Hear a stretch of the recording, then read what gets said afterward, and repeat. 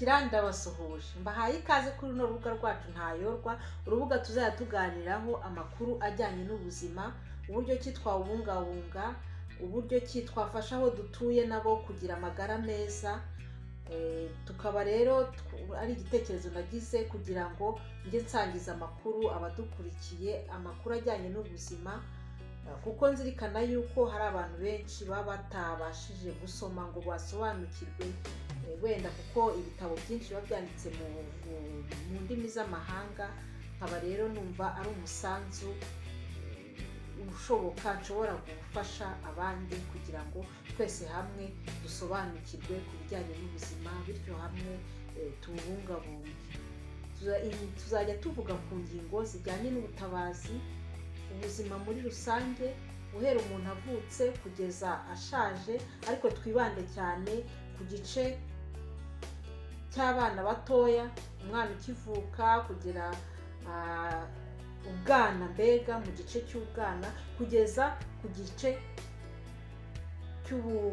kugeza ku rwego, cyane cyane tuvuge ku rwego umuntu amaze gukura, aho akeneye ubufasha, aho akeneye inyunganizi y'abandi. Hagati si ukuvuga ko naho tutazajya tuhavuga, ariko tuzibanda cyane cyane ku bana batoya n'abantu bakuze, cyane cyane nanone abantu bamugaye, abantu bakeneye ubufasha bwa buri munsi. Ndumva ari bo bantu nakwibandaho. Ikindi nanone tuzajya tuvuga ubutabazi muri rusange, uburyo ki umuntu yakwivura indwara, ese yagenza ate afite ikibazo kiniki, ese n'icyo umuntu yakwirinda, ese ni igiki umuntu agirwa inama cyo gukora mu gihe ahuye n'ikibazo runaka.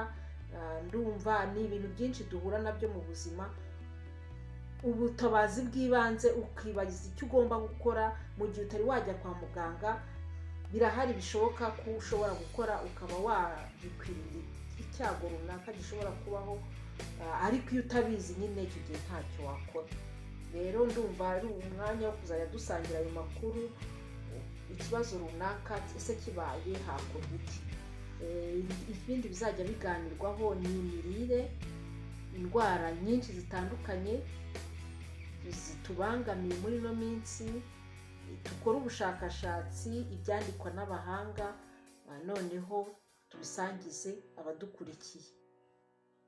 Ni ingingo nyinshi, ubwo namwe muzagenda wenda abadukurikiye muduha ibitekerezo n'ibyo mwifuza ko twabakoreraho ubushakashatsi, twese hamwe dufatanye gufasha abanyarwanda n'abandi bantu bumva ururimi rw'ikinyarwanda kudukurikira, kuko ni ikiganiro kizajya gikorwa mu kinyarwanda akenshi, nubwo rimwe na rimwe wenda tuzajya twitabaza indimi z'amahanga zikunda gukoreshwa mu bitabo cyangwa se mu mavidewo agenda atandukanye, ariko ikigamijwe ni ukugira ngo dufashe abanyarwanda bene wacu gusobanukirwa igihe batabashije kumva ururimi rundi rw'amahanga, kandi twese hamwe dufatanye kugira ubuzima bwiza.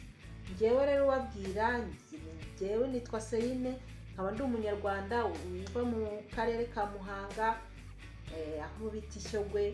Nkaba ndi umuntu usanzwe wakoze amahugurwa mu bijyanye no gutangaza amakuru, ariko no gukora mu buzima busanzwe bwo gufasha abantu mu bijyanye n'ubuzima bwa buri munsi, akaba ari ako kazi nakora buri munsi. Nkaba rero numva ari wo musanzu natanga, nkurikije n'ibyo ngenda mbona n'amakuru ngenda nunguka buri munsi, nkurikije n'amahugurwa nagiye mpabwa. Numva ari wo musanzu naho u Rwanda kugira ngo twese hamwe dufatanye kugira ubuzima bwiza no kwirinda ibitwugarije muri ino minsi. Murakoze, nkaba ngukanguriye kudukurikira, nkagusaba gukora subscribe, nkagusaba gukora like niba ubikunze, kandi niba wumva hari abo byagira akamaro ntutinye kubiboherereza, kuko tuzajya dukomeza kubana hamwe. Murakoze rero, ubwo tuzajya dukunda kubana hamwe. Ntabwo ubu nari navuga wenda ngo tuzajya dukora ikiganiro kimwe mu cyumweru cyangwa bibiri cyangwa bingahe, uko tuzajya dushobozwa tuzajya tubikora, ariko kenshi kugeza igihe noneho tuzajya tuvuga iminsi runaka tuzajya dutanga. Murakoze rero, turi kumwe, nkagukangurira rero kubana natwe. Ndumva ubutaha tuzakora ikiganiro kijyanye na kanseri, kuko ni indwara itwugarije, irimo kwica abantu benshi. Umuntu akibaza aho ituruka, iterwa n'iki, ese buriya azize iki koko? Ndumva rero ari bwo ubushakashatsi nabanzirizaho, kuko ni indwara iteye ubwoba muri ino minsi kandi yibangamiye abantu ibyiciro byose. Murakoze rero, turi kumwe.